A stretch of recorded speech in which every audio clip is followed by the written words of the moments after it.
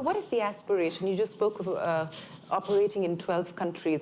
Where do you see water.org in the next 5 years, Matt? Well, we're really trying to turbocharge this idea of water credit because it's working so well. I think that's kind of our first order of business. But we also, it's about reaching people right now, but it's also about looking over the horizon and what is that next innovation, and we spend a lot of time thinking about that. For now, our latest is this idea of water equity, which is taking the concept of water credit, but now trying to involve social impact investors and people who would be willing to jump in and build a fund. So we built one fund for $11 million that we've already deployed, and now we're putting together a $50 million fund and looking for people to come in to that, just so that we can When address. When do you expect to close? When do we expect to close? Probably in about a little over a year. But okay. It's interesting because when we were here 3 years ago, Matt, right? You remember we announced that we had this concept. We were going to try to raise this fund. Matt kicked in the first $1 million, and we went out and did it. We did the $11 million fund. It's been deployed into India. At least 730,000 people are going to get water, and the investors in this fund who brought the 11 million are going to get a targeted 2% financial return, and they'll get their capital back. So it's, again, the problem contains its own solution if you look at the market-based approach to this. And so now we have every confidence in announcing here that we can raise this $50 million fund. We have a pipeline of investees that's almost nearly complete that we're doing the due diligence on. And so it just, when people ask what they can do, investors, and for now it's been accredited investors coming in at very high levels so we can prove this out. But what we want to do is build a platform. In fact, we're building it now so that we can democratize this, so that anybody can make a loan into water equity, and we can put that to work helping people get water, and then they can get repaid. Mm-hmm. We believe that's an inherently scalable solution if we can tap into this social impact investing phenomenon. Well, it's a big headline. It's a big aspiration to go from 11 to $50 million, and you hope to close that by next year. But does it make life easier when you've got Matt Damon putting $1 million on the table up front? Does that help getting everybody else on board? It certainly helps, but I think what people realize because of things like this and other things we do, Matt isn't just a celebrity, but he is literally one of the world's water experts. So there's a difference between having a celebrity show up and talk with people in government or investors, but when you have a celebrity who's like so grounded in this and really is one of the world's water experts, that has a lot of gravitas. Well, also, I mean, just as in terms of proving this model again and again and again, it just goes to credibility for our organization going into some of these meetings. And as Bill Clinton said to us a few years ago, just keep running those numbers up. Just keep running them up.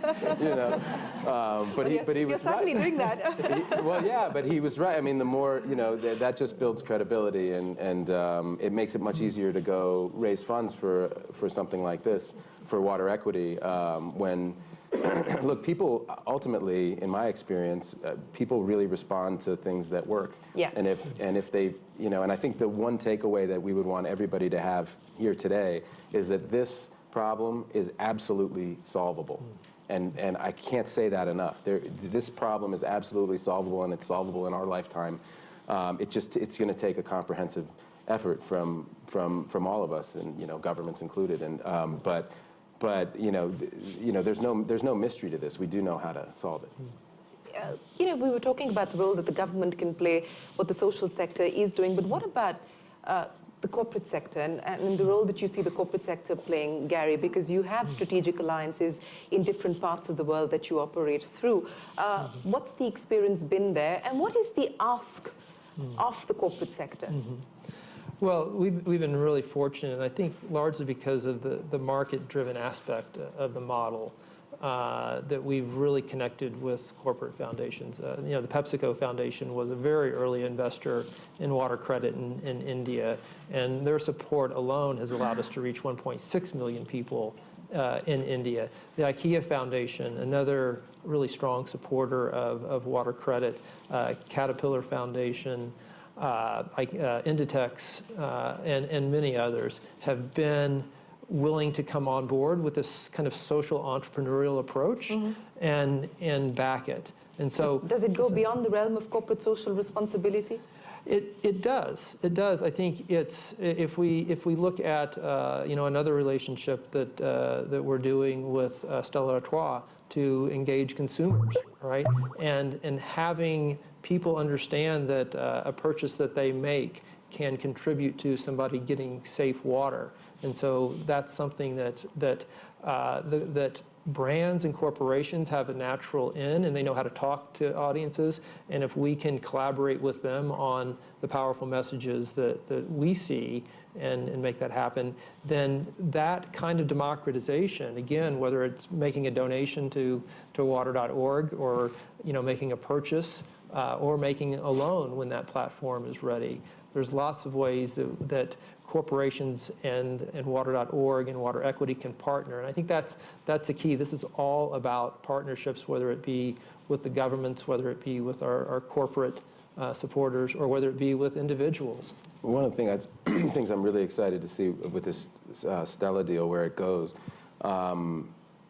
is they have a few different ways you can give. They have this chalice, these chalices that are these beautiful glass chalices that are designed by artists in the countries in which we're operating. So you can buy those chalices, and then but you can also do things like go into a pub in the UK or America and buy a pint of Stella, and that one pint of Stella, they will guarantee bringing someone in the developing world clean water for a month. So I'm curious to see, and I asked them. Feel good about drinking yourself to death.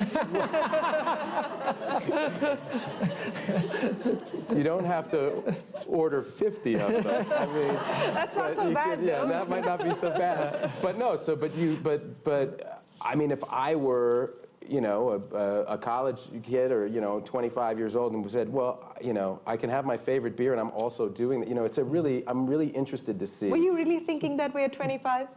Well, here's the thing. I think this generation, the millennials, are. Yeah. And both anecdotally, and then also, I mean, we were talking to Stella earlier, and they were saying it's quantifiable, right? Because this generation coming up is tuned into stuff like this in a way that Generation X, my generation, was totally tuned out. What were you thinking of at 25? I was just thinking about my acting career, I think, and writing screenplays, but what's exciting is to look at this younger generation coming behind us, because they really do get it. And if our corporate partners can show an increase in their bottom line by an activation like this, that's really great news for all of us, because we'll be able to bring more brands into this and really kind of turbocharge our work. That would be wonderful.